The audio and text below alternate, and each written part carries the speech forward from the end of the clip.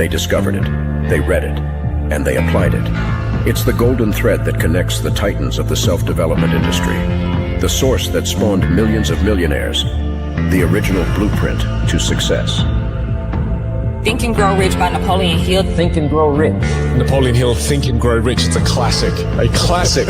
And I love Think and Grow Rich. I love it. It's right here. I mean, it's one of my favorite books of all time. Think and Grow Rich by Napoleon Hill. This material is what changed my life. This is the material I study every day. From being an immigrant woman, coming from poverty, and really coming to America and literally achieving the American dream. I can't even tell you how grateful I am for this man, for what he did for me and my family. Whatever the mind can conceive and believe, the mind can achieve. People don't realize is that when we let our ego get in our way, ego is the loss, the fear of loss. So need to be right, the need to be offended, the need to be hurt, fearful. When that trajectory changes, what happens is you continually go the wrong way. So my job as a coach is to say, let's get into the enjoyment of the direct pursuit of my potential. Right? And so when the light went on, it was not about the potential of making money and being an entrepreneur, which is one of my specialties. And I said to him, look, this is an opportunity now to show how great you really are. We can't let the outside voices, right, determine our success. The happiness that we have comes within. Why are you going to give that control to somebody else? Thoughts become things. And I always wonder, why did no one teach us this? Why did we not learn this in school? Why did we not learn this from our families? If you make your study a priority, your life will change. And I came up with 4 really valuable things that I took stock in. And the first one was gratitude. Simple gratitude. Although I grew up with nothing, I was always grateful. Throughout the whole process of consistently, persistently pursuing my potential, I was grateful. It made my past better, my present brighter, and my future even brighter than that. In fact, I tell people all the time, if you want to change your life, change your employee's life, your family life, it's very simple. 2 words, say thank you.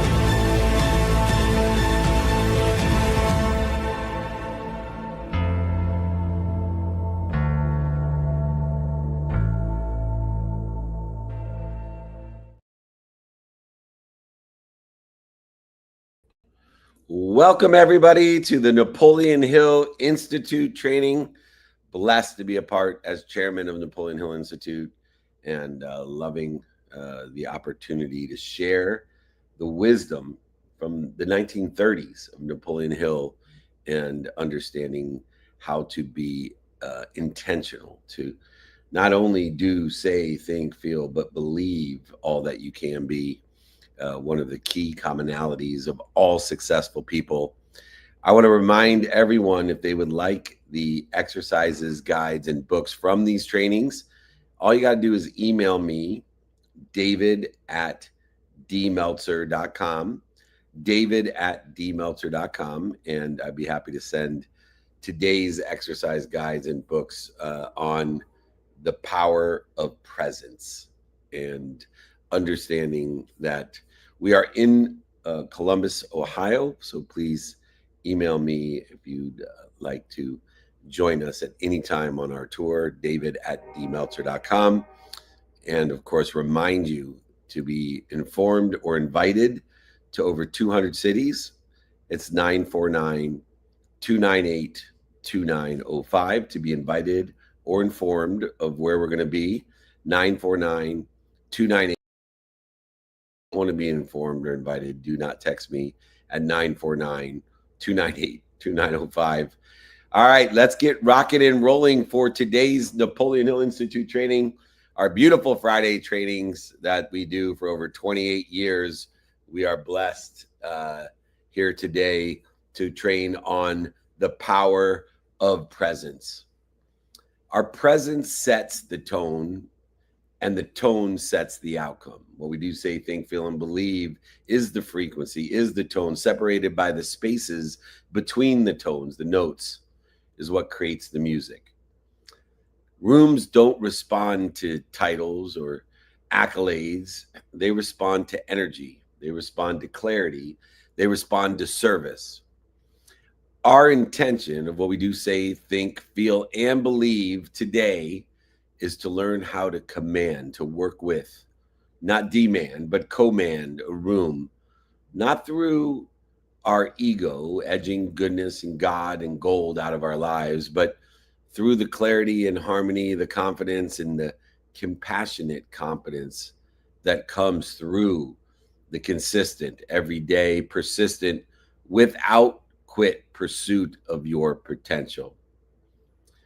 By the end of this training, which I will make all the exercises and guides available for you, just email me. It's posted right there, david@dmeltzer.com.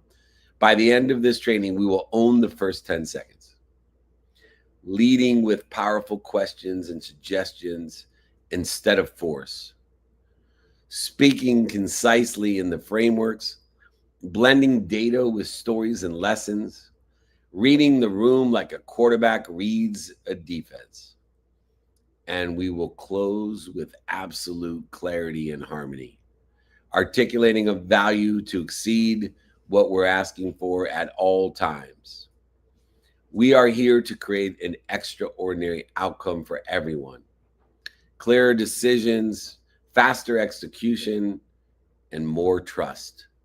In a time when we are in a trust crisis with social siloing and fake news and separation for no other reason than ignorant arrogance.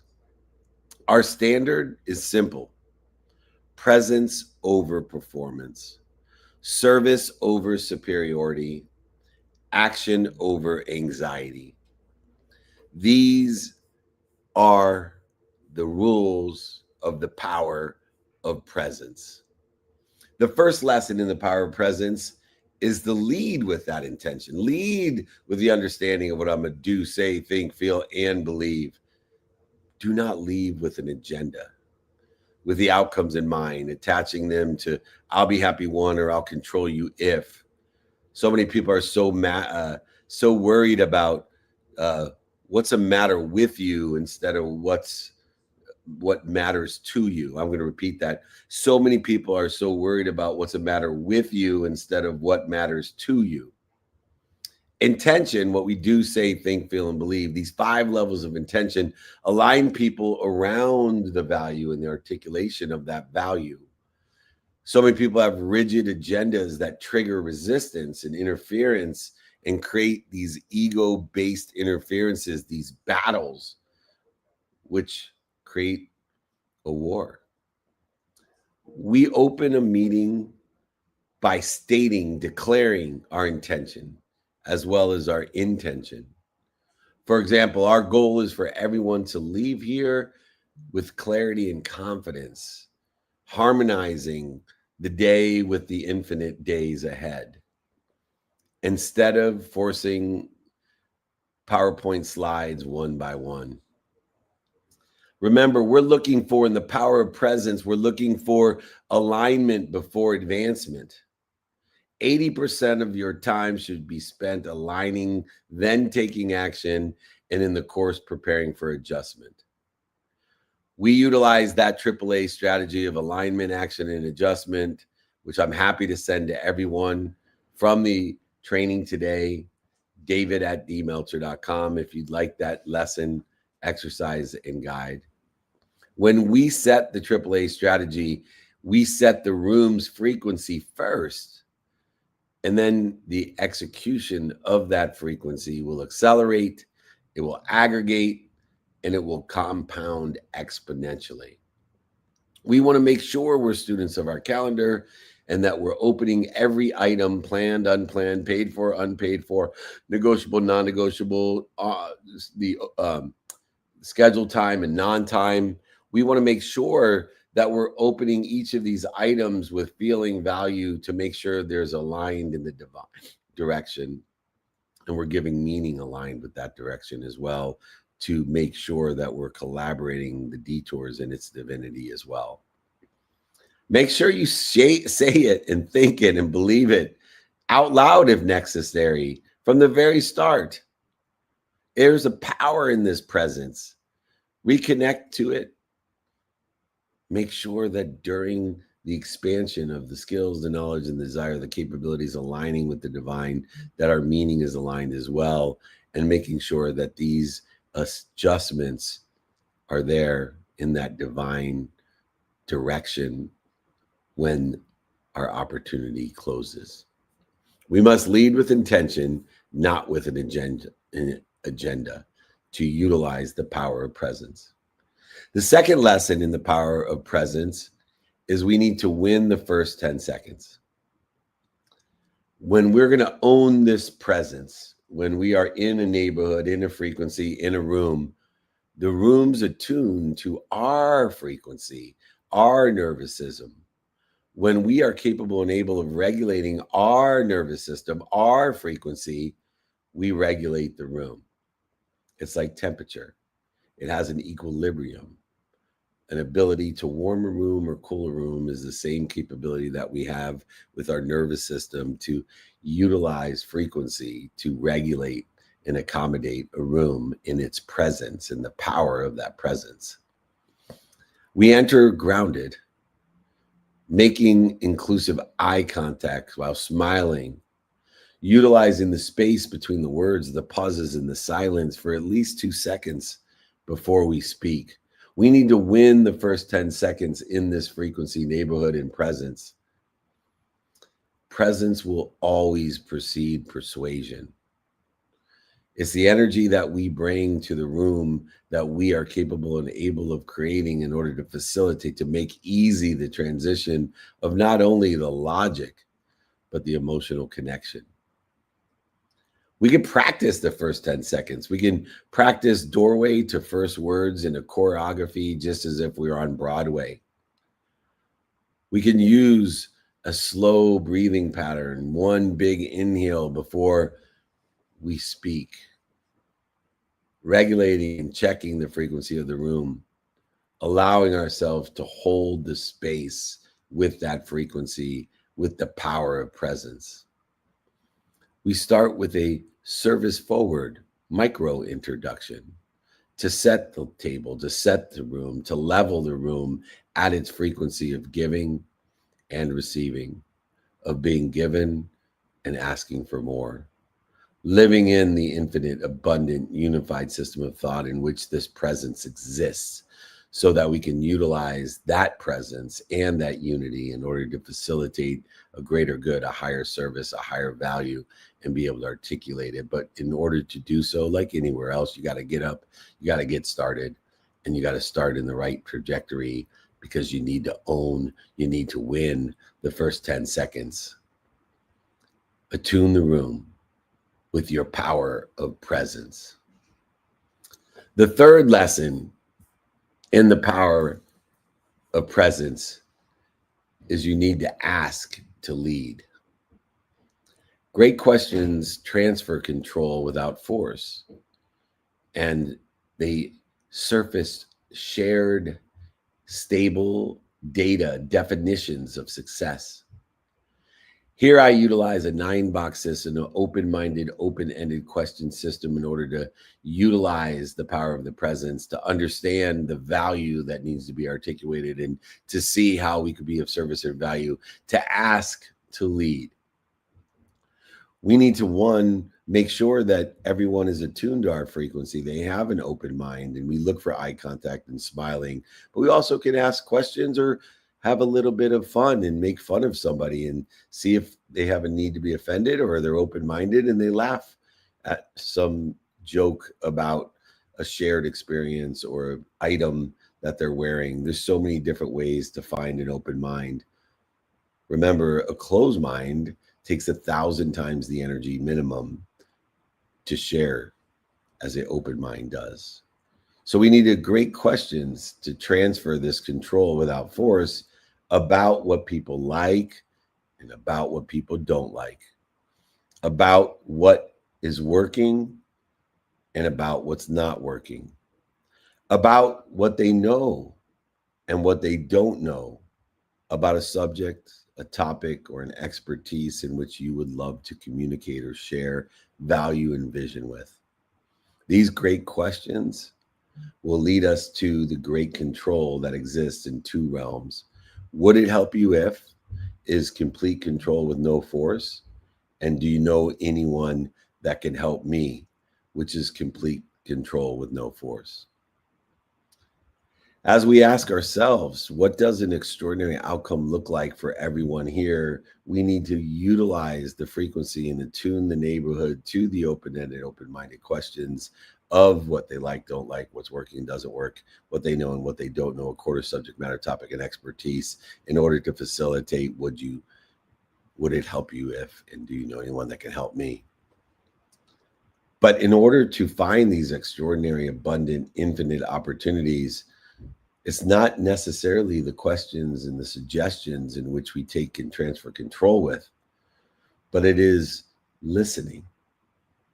Our ability to be active listeners, not interrupters where we interrupt people, not waiters where we pretend like we're listening and we're just waiting to interrupt or to tell them what we think, but true active listening. Active listening is the highest form of influence. The definition of being a leader is to be an intelligent follower. And in order to be an intelligent follower, you need to be an active listener to find out where people are at today, meet them there, find out what they know, they don't know, what's working, what's not working, what they like and don't like, and be able to facilitate an adjustment by asking, would it help you if, or do you know someone that can help me? Remember, clarity, confidence, collaboration is co-created, not demanded. It's commanded. It's co-created. It's not imposed. When we are prepared to ask outcome questions with suggestions or questions and suggestions to understand the timing and the risk tolerance, when we are able and capable of lining and reflecting and collecting and remembering and reflecting back to that remembrance of what we hear to confirm the alignment when we are asking to lead, when we can confirm, I hear you. What I hear is this. In summary, you're suggesting we do this. This alignment creates more action, creates more adjustment. We want to make sure that we're capturing through a go, no-go plan, the agreed definitions and action items of a win visibly. If you're not using a go, no-go plan in order to manage and to develop a vision after you have a shared vision, after you have an agreement, oral, verbal, written, implied, or even with consideration with payment, you're not going to win. Statistically, you will waste your time chasing people who want to say no, that time, emotion, and value has changed.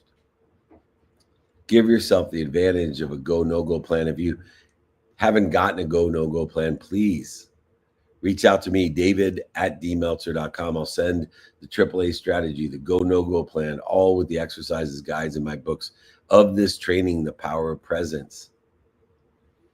Ask the lead, and you will exist with a power far beyond which you could imagine, the power of presence. Lesson 4, breathe, then be brief. Have you ever met anyone where you ask them the time and they give you the history of the clock? Make a suggestion for them to breathe. Make a suggestion that they be brief, concise, articulating the value of what you like, don't like, works, doesn't work, knows, doesn't know, in alignment with the subject matter, topic, or expertise to help you accelerate, aggregate, and compound your divine direction. Breathing is the most essential of all tools. It's what we have to do the most. It's the shortest amount. You could stop eating and live for a while, drinking, live for a while, sleeping, live for a while, moving, live for a while, but you stop breathing, it's a very short while. You'll be brief if you stop breathing. Slow breath slows time because it slows the mind. It slows perception. It allows concise frameworks to make ideas memorable and actionable. Two of the most powerful activities, inertia to accelerate, aggregate, and compound the outcomes exponentially. We want to make sure that we are memorable and actionable. We handle these tough questions not with an immediate response, but with a breath, allowing us to determine, is this interfering with or aligned with my divine direction, and allowing us, if it's interfering, to stop, to breathe fuller, to drop, and to roll into the divine. This 3-point framework allows us to get clarity, to harmony, and focus intentionally in the power of the present, instead of drifting, instead of rambling, instead of accelerating in the wrong trajectory, in the wrong direction.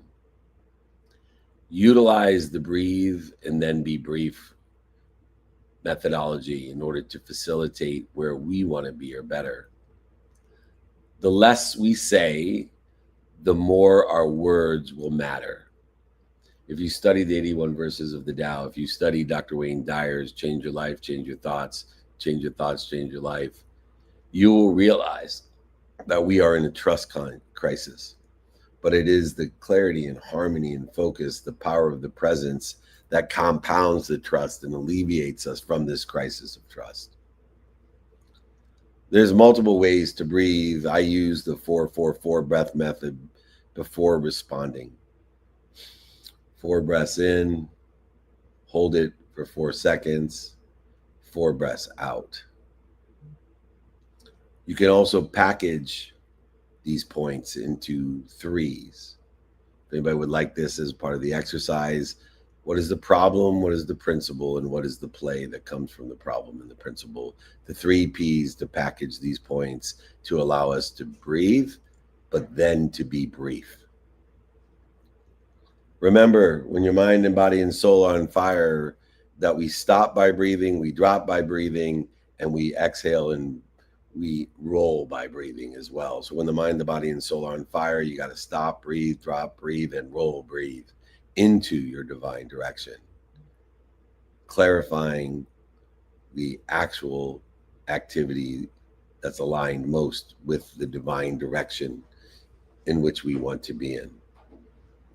These frameworks will help us with the recollection, the remembrance, and the reminders of what we want, who we can help, who can help us, and how to get those done.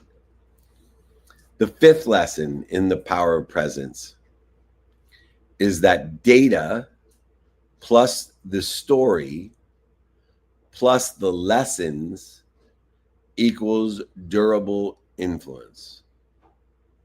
It is the math, it is the numbers that convince so many minds. But it is the narrative, the story, and the lessons that convert those minds into behaviors. And it's the behaviors that aggregate, accelerate, and compound into the outcomes that we desire or better, aligned with the divine direction in which we want. So many people don't utilize that data, story, and lessons in order to create the consistent, persistent influence that aggregates, accelerates, and compounds exponentially. When we pair a team or a client story with a key metric, a quantifiable measurement, to not only anchor in the emotional connection to the logic, but to codify and quantify it, and understanding how we utilize this approach to build a culture based off of those values, practices, and execution model, to tell the story and to teach the lessons and utilize the data, because people buy on emotion for logical reasons. So many times I'm coaching people and the truth is vibrating the fastest, and the story and the lesson aren't aligned with the truth. The story and the lesson aren't aligned with the divine. The story and the lessons that are utilized in order to effectuate where we are, what we want, who we can help, who can help us, and how to get it done. Remember that information is from the logic, right? We have and can inform things into the material and to monetize them. But it is only inspiration and intuition that can transformate, not inform, transform us. Transformation only happens when people feel, think, say, do, and believe the truth, but also can measure it. There needs to be the combination of data, story, lessons in order for there to be this durable influence of the power of the presence. Are you informed or are you transformed? How are you using the data, the lessons, the stories in order to effectuate your information and your transformation? We need to choose these stories carefully. We need to choose the lessons that resonate with ourselves, not just the ones that we strongly agree with when we hear things like, you're either humble or you're about to be more interested than interesting, or be kind to your future self. That resonates with me strongly. Or say thank you before you go to bed and when you wake up, and your life will change forever. But it is also the relevant stories that we disagree with. It is both of these types of story that proves our point of our divine direction. But it only works when we pair it with the data. We pair it with a statistic or some sort of data or some lesson that allows us to measure the progress, the performance, the potential, the pursuit. If you can't quantify it, you can't measure it. That's why data is so important in order to get an analysis of our progress, not our perfection that lives in the intimate in which we pursue. We need to land on the one-line takeaways tied to outcomes of perceived value, understanding that these outcomes will change the minute they occur. Whether there's evidence or no evidence, or the evidence is contrary to where we want to be, these outcomes will be tied to the takeaways, to the lessons that come from the stories, and rely on the data to measure those stories, to facilitate the pursuit of our potential. The sixth lesson in the power of the presence is to close with certainty, not anxiety. Worrying is a duplicative negative. It not only interferes with where you want to be or better, but it actually is wishing for what you don't want. The same as other needs or interferences of the response to the reaction to fear, the need to be right, offended, separate, inferior, superior, anxious, frustrated, angry, guilty, resentful, worried. Excessive worrying, it will interfere with the infinite amount of energy, intuition, intelligence, inspiration that we are part and parcel to, that oneness of the infinite, abundant, unified system of thought that we belong to. It will drain by interfering all that exists, and it will be the momentum killer. It is the clarity, the balance, the harmony that creates the motion and the emotion and the confidence and the comfortability that creates the ease that allows us to access and recover more and more and more in a world of more than enough of everything for everyone. Instead of fixating on the outcomes, on our competitors, on the future, we will close with what we agreed upon in a go, no-go plan. What our next steps are in a go, no-go plan. Who the owners are, the power sponsors, and decision makers in our go, no-go plan. And all the dates that coordinate and coincide with these different criteria of a go, no-go plan. One of the other aspects of a go, no-go plan is it allows us to regulate the time, emotion, and value that changes the minute, the instant that we come to an agreement. So that we have no fixation on the outcome, no fixation on our competitors, no fixations on what doesn't exist, what's missing, or we don't have. We simply have a go, no-go plan to help guide us to accelerate the yes or dump the no, to give permission that things have changed, to alter what we have agreed upon, allowing us to close with certainty, not anxiety, to create certainty in the process by knowing what we agreed on, next steps, the owners, power sponsors, and decision makers, and the dates that correspond. And if they don't follow the date, on the third time they don't follow the date, we simply say it's not the right time. When it is, let me know. In this trust crisis, we trust that future solutions, which are called resolutions, because every problem, struggle, pain has a solution already in it. It's just a lapse of time before we find the solution, or what's called the resolution or the resolution, that we trust that these future resolutions will emerge if we have the power of presence to be intentional, and we use that trust to act today, utilizing a guide of a go no go plan, and don't use it to justify why we're not where we want to be or why the actions didn't occur. If you'd like the go no go plan, by the way, david@dmeltzer.com, as well the 3 no rule that coincides with the dates that are on the go no go plan. We are always closing with these 4 clarifies of knowing the what, the next, the who, and the when. We utilize that in the context of a go no go plan and the 3 no rule in order to accelerate the yes and dump the no's. No greater waste than chasing someone that's never going to say yes, that's afraid to say no, that's afraid to tell you time, emotion, and values changes, and I change my mind.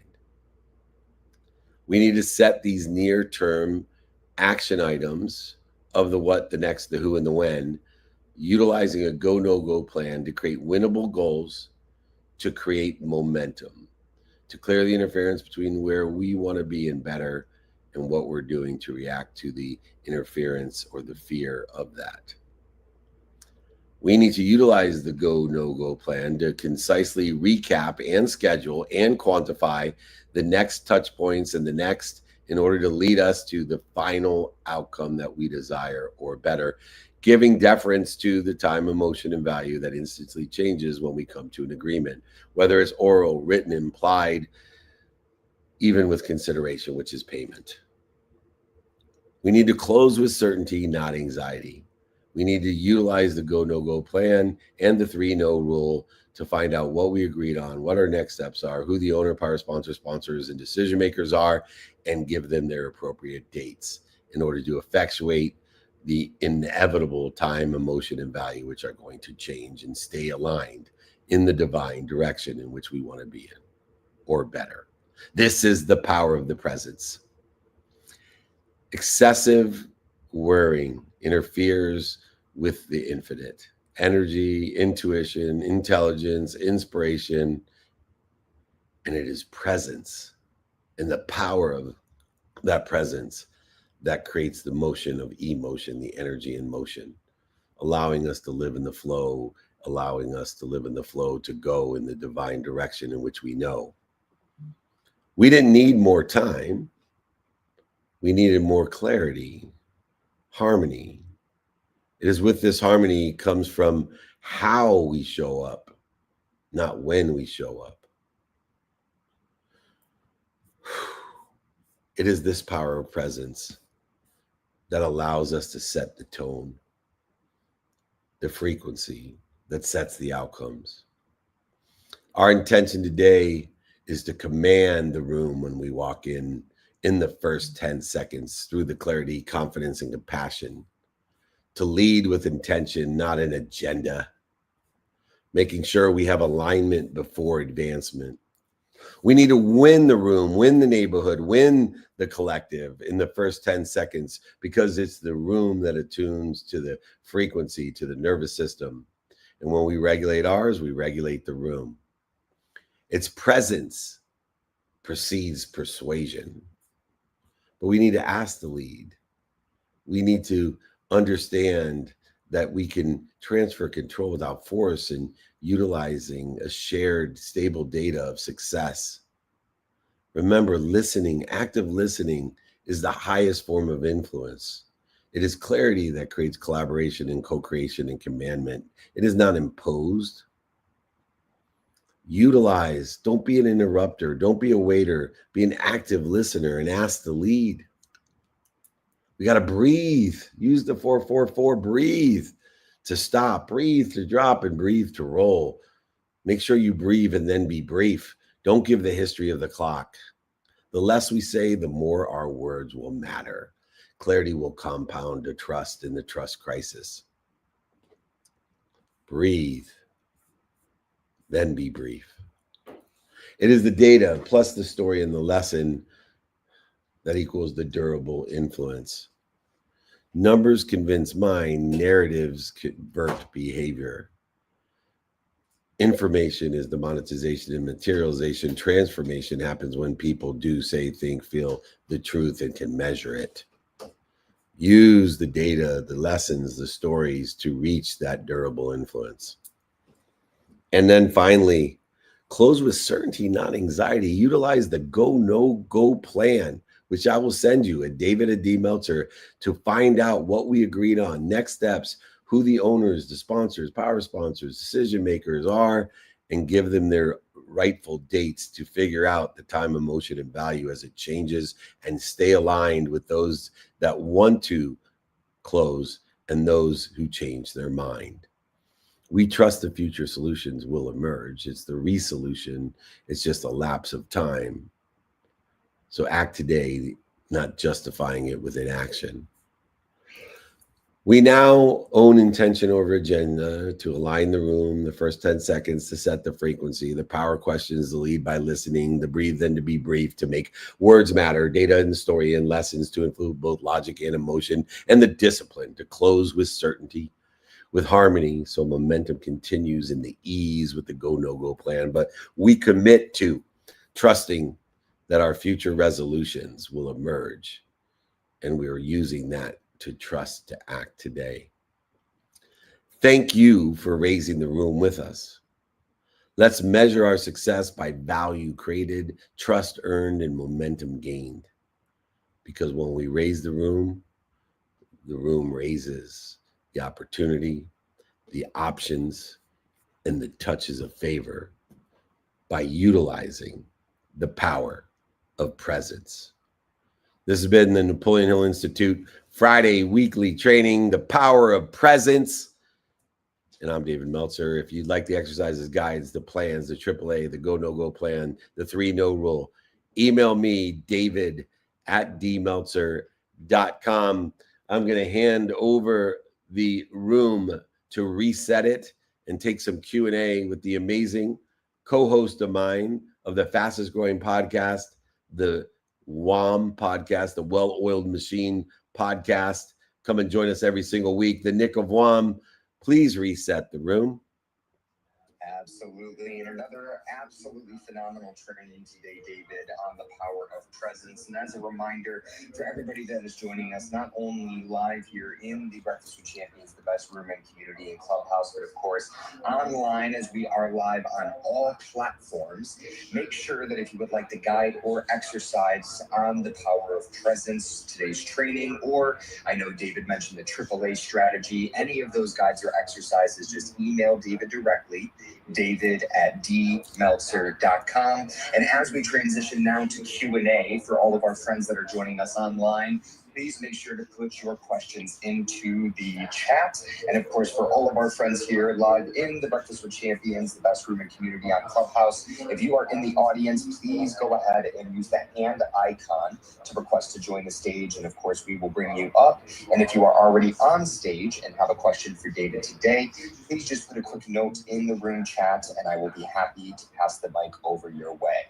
Now, with that said, David, for our first question of the day, we have a lot of requests here, both online as well as on Clubhouse, but we're going to start in the Breakfast with Champions on Clubhouse, and we have a good friend, Mr. My Lad, who is patiently waiting for the first question of the day. So, My Lad, it's good to see you, my friend. It's been a little while. We definitely got to get you back in the groove in terms of the Team Meltzer, but what do you got for us today in terms of our first question? Thank you for welcoming me back, Nick. Missed you guys. Mr. Meltzer, how are you? Hope you guys are all doing well. Very well. Good to hear your beautiful voice. Thank you. I love the training. I thought it was awesome. And I had a question for you. It had to do with the first segment, but it's when I'm trying to make a good first impression, or when I'm like nervous, I start trying to control the outcome instead of showing up as myself, who I really am.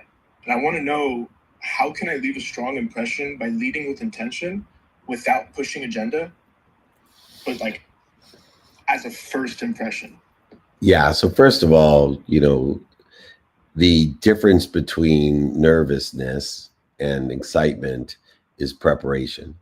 They're the exact same frequency. And so the only way that we become prepared is by practicing. And the more we practice, the more prepared we are. The more prepared we are, the more excited we are, and the less nervous we are, because they're the same frequency. And so if we wanted to practice first impression, we would go ahead and rehearse what we're going to do when we walk in the room. And that was part of the training, is that we are practicing our eye contact, our smile, our energy, making sure. I've actually left a room before and seen an adjustment. I remember one time not being prepared for a family function, not rehearsing the triggers that I have. As you know, my lad, our family can trigger us because they know not only where our buttons are, but they installed them. So your mom and dad and siblings, they all know exactly how to trigger you, to push your buttons. And if you're not prepared before Thanksgiving this year, if you haven't rehearsed, then you're going to allow that anxiety and that worry and that stress and that dis-ease to create interference between you and the outcomes that you desire. Or you can rehearse it and practice it and rehearse when they trigger you, when they press the buttons that they installed in you. And so utilizing practice in order to be prepared, to make sure that the frequency that exists when you go to a family function, for example, is one of excitement, not of anxiety or fear, which is the exact same frequency. The only difference is the preparation. And so I remember going to a function. By the way, I will still practice, because I'm going to Thanksgiving with my entire family, and I will practice and rehearse to not be triggered, so that I'm at ease and I'm excited to see my family, not nervous and anxious, which just elevates the interference, which elevates the statistical chance that I will be triggered and screw up the whole holiday for myself and my siblings or my parents or whoever else will be there. My parents have passed. But anyway, I'm just talking from past. I've done this without preparation. Well, one year I walked into the room with the wrong energy.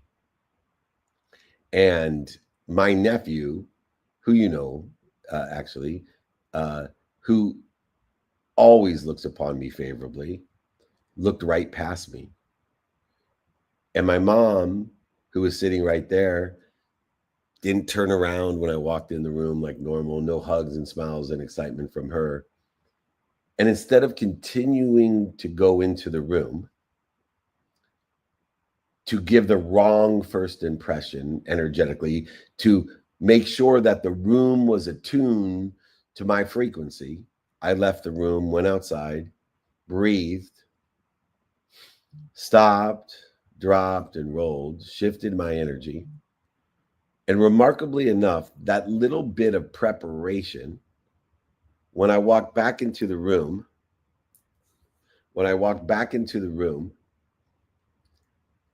my nephew jumped up, ran up to me, gave me a huge hug. My mom felt me walk into the room, turned around, smiled. Everything was different. I had taken control of the room. I utilized the power of presence to make sure that I was aligned or attuned with the room, and making sure that my frequency was one of excitement, not anxiety, not interference. We need to rehearse, especially when we're putting ourselves in positions with people who have installed our buttons, installed the triggers. And so for all of you that may have some preconceived nervousness about their family Thanksgiving coming up, practice. Get prepared. Change that worry into excitement. change that anxiety into excitement, this exact same frequency. Practice being triggered, practice identifying the buttons, and I promise you, you will be at ease, and your holiday will be full of fulfillment and joy with the people most relative to you. Stop interfering with what we are given, these great holidays, with those most relative to you. Great question, my lad. I appreciate you. I congratulate you on your success. You are always welcome, invited, and informed to be with us. We appreciate you. Thank you for joining us on our training.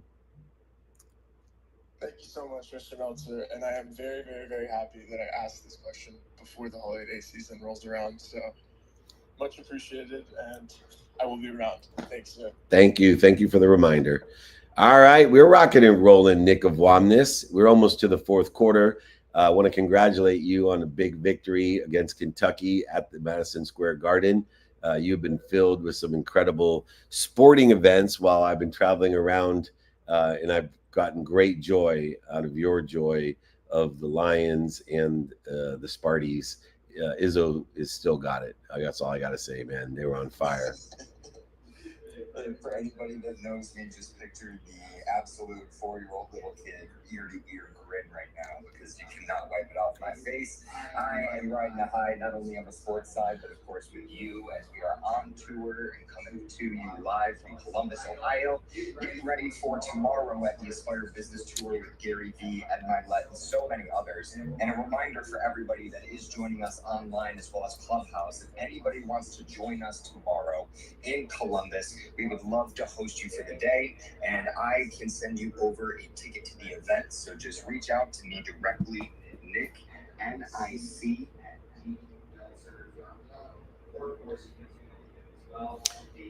I'll wait for Nick on there for our Friday training. So sorry, Nick.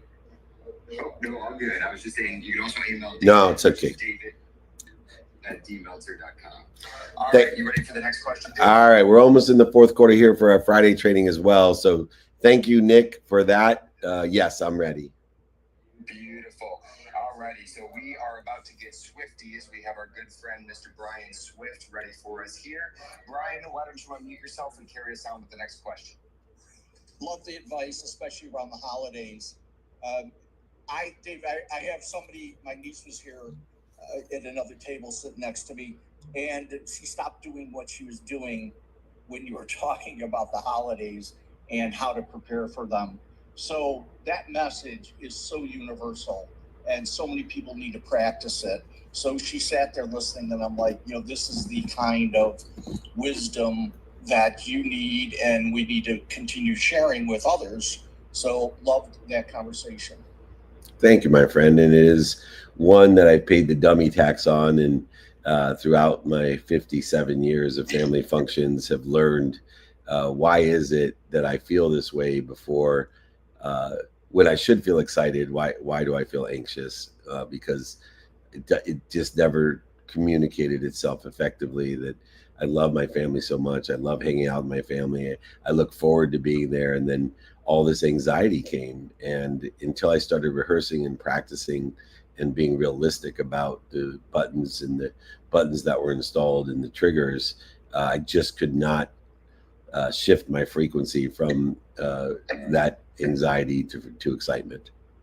No, I get it. And I guess part of my question, or the question is, how do you, what's a good way, or how do you bring others on that journey? Like, how do you reach out to or get in contact, not get in contact, but how do you, I guess, alert a family member that, like, this is what you should be doing, or a friend, maybe it's a business partner that needs to hear exactly the things you say, whether it be in your Napoleon Hill training or your guides. I'm always asking for the guides because I'd like to share that information. I want to make sure I do it properly, but how do you bring somebody along with you on that journey, whether it be to be present or to prepare for the holidays?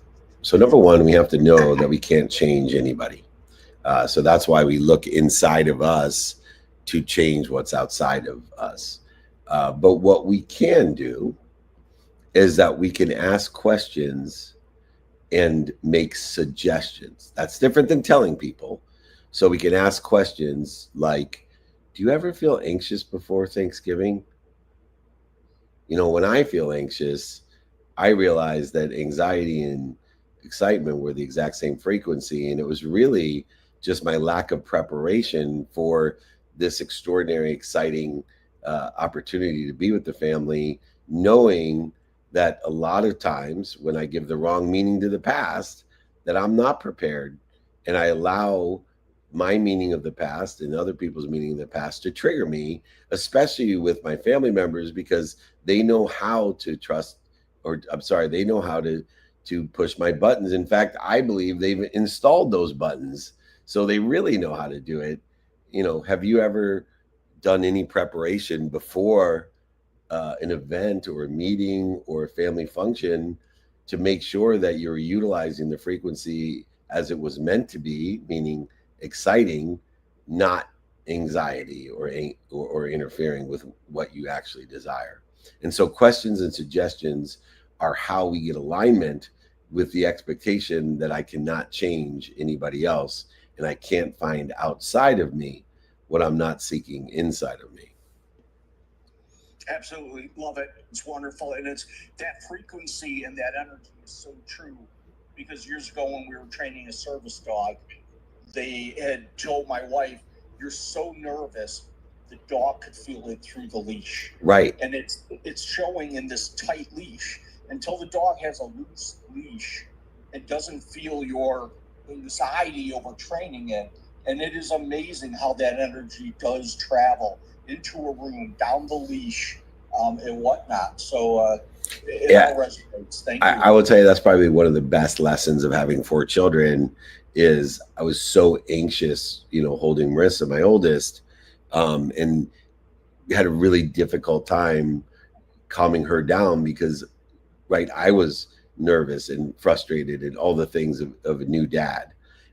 You know, by the time Miles was there, my 4th child, you know, so many years later, you know, I had no anxiety when I held him. You know, if he was crying, I didn't let it upset me. I was at ease, and that's why he was at ease. And, you know, the same as a dog leash, you know, you attune the room, right? That's the first lesson. You attune the room, and it's your nervous system, it's your energy, your frequency that attunes the room, and you can prepare that as well. So great for those enlightening questions and suggestions. Brian, you are an extraordinary member of our community. I appreciate you showing up to our group, and, you know, helping so many people, in the thousands of people in our group that want to help each other. And anybody wants to know the value of being in our group, reach out to Brian. He will tell you the value of our community and the group and why you should join us and what we do. So Brian, I appreciate you and the thousands of others in our network of people that want to help each other and know people that help each other. So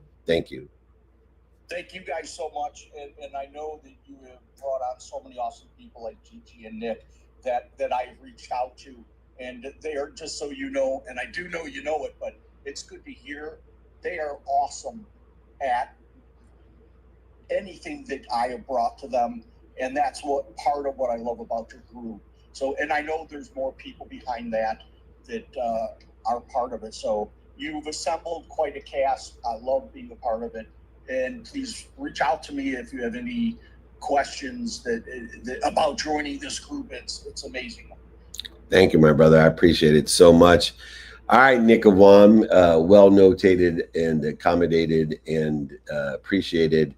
Please, we got about 9 minutes in this party on our Friday training with Napoleon Hill Institute in a conjunction of over 28 years of training every single week without missing a week. Speaking about without missing a week, how many weeks have we done the Well-Oiled Machine podcast? We have done 25 consecutive weeks, and ladies and gentlemen, do we have a blessing for you as we are going to be coming to you live either tomorrow or Friday with episode number 26. So stay tuned, because this episode is definitely rich in miracles and lessons, as we have had one hell of a month over the last 5 to 7 days. So ladies and gents, make sure to tune into the Well-Oiled Machine podcast, episode number 26. And of course, we appreciate everybody who has been tuning in, as it is David's fastest growing podcast as of right now. And it's such a pleasure and an honor to share that with you, David. And as we continue through the last 8 minutes here, I want to go ahead and pass it over. We have a gentleman, his username is Sweet Nest here, and he has been patiently waiting on stage. So go ahead and mute yourself, my friend, and keep us rolling with the next question. Well, let me go ahead and breathe for a second. And good to be here. Feel good to be back home. Thank you. I came across these wonderful ideas of that you are holding down and anchoring for the universe and for all of us here in this room right now. So I thank you. And it's so powerful, the words that you put out and create. And so I didn't really come with a question, although many questions in life get answered just listening to you. And I'm thank you for holding it down. I've been involved with this mindset that really is an anchor to everything. And it's so good to be re-anchored in the anchor often. I love it. I love the 26 weeks, and I look forward to the next 26 weeks and 26 years because and it's just a continuation. So I appreciate you, though, because you hold it in place. And if it's not held in place, then it's not stable enough for people to hold on to. That's a good point.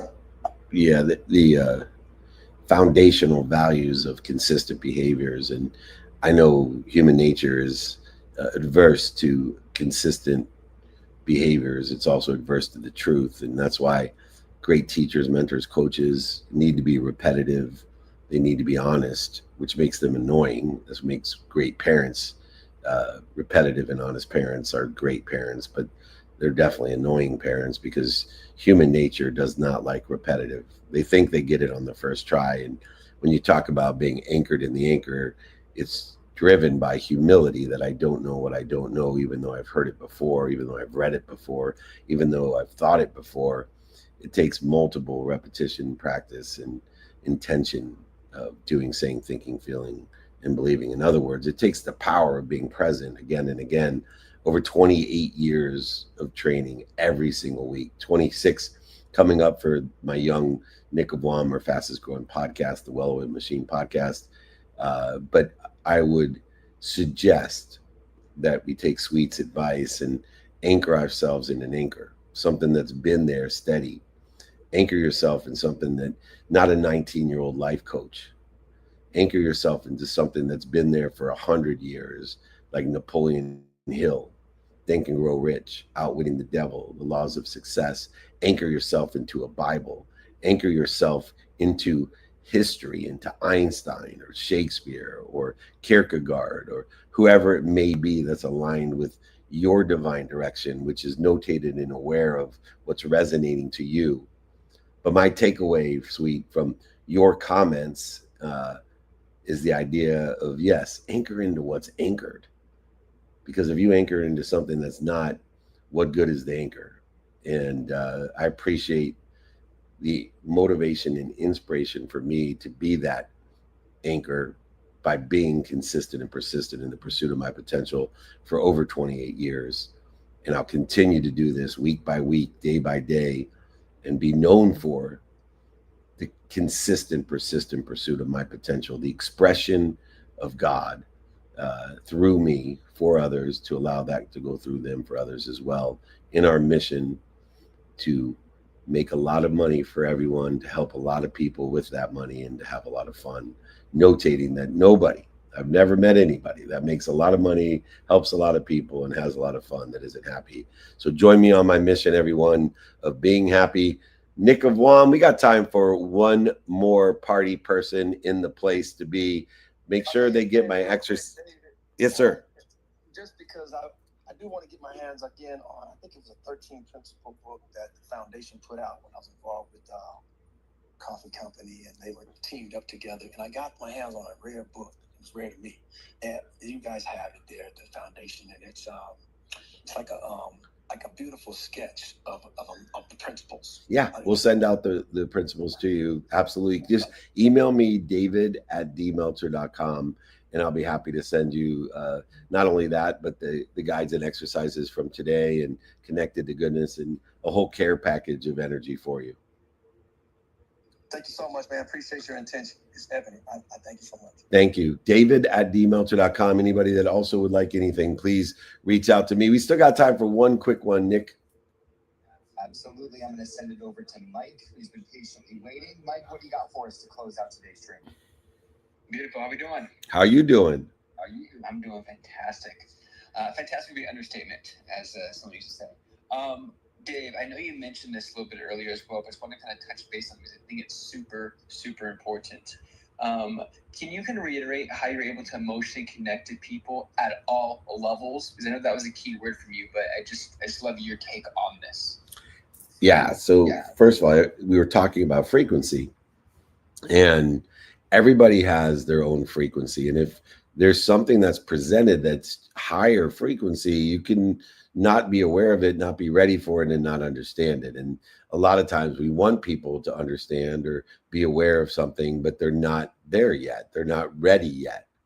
And so by utilizing the open-minded, open-ended question guide, we can determine the frequency that they're at, and we can meet them there. We can meet them there because the logic side of what they like, don't like, what's working, what's not working, what they know and what they don't know presently can align us to where they are presently, according to subject matter, topic, or expertise. And so in the essence of the frequency, according to the topic or subject matter expertise in which we want to discuss, utilizing questions and suggestions, we can find out where someone is and then elevate them from where they're at their own pace, their own awareness, and their own desire. And when we do that, we are connecting emotionally through a frequency of vibration of awareness. Too many people try to communicate ideas, suggestions, or questions to people that aren't ready for them. They are not aware of them. And therefore it will create resistance, and everybody knows what you resist persists. So make sure you find out that they have an open mind, and then ask open-ended questions about what they like, don't like, works, doesn't work, knows and doesn't know, according to the subject matter, topic, and expertise, in order to meet people where they're at, and then take them at their own pace in their own divine direction. We can be Sherpas of frequency. We can meet people where they're at. Utilize the open-minded, open question template. Email me, david@dmeltzer.com. Stay informed, stay invited, 949-298-2905. It is exactly 7 a.m. to the Pacific Coast, or 10 a.m. on the East Coast here on the Friday training. We are rocking and rolling here at the Napoleon Hill Institute. Thank you, everybody, for joining us. Nick of Wam, please close out the room on Clubhouse. Absolutely will. Thank you, everybody. It's been an incredible training over 28 years. Every single week, we don't miss. We appreciate you, the Napoleon Hill Institute. If you'd like any of the guides, exercises, my books, if you'd like anything that I can do to help, if you'd like to join our group, if you'd like more information of where we're going to be in over 200 cities, if you need anything, just email me, david@dmeltzer.com. Remember, most importantly, be more interested than interesting. Be kind to your future self and do good deeds. Hit it, Gigi. They discovered it, they read it, and they applied it. It's the golden thread that connects the titans of the self-development industry, the source that spawned millions of millionaires, the original blueprint to success. Think and Grow Rich by Napoleon Hill. Think and Grow Rich. Napoleon Hill, Think and Grow Rich. It's a classic. A classic. And I love Think and Grow Rich. I love it. It's right here. I mean, it's one of my favorite books of all time. Think and Grow Rich by Napoleon Hill. This material is what changed my life. This is the material I study every day. From being an immigrant woman, coming from poverty, and really coming to America and literally achieving the American dream. I can't even tell you how grateful I am for this man, for what he did for me and my family. Whatever the mind can conceive and believe, the mind can achieve. People don't realize is that when we let our ego get in our way, ego is the loss, the fear of loss. So need to be right, the need to be offended, the need to be hurt, fearful. When that trajectory changes, what happens is you continually go the wrong way. So my job as a coach is to say, let's get into the enjoyment of the direct pursuit of my potential.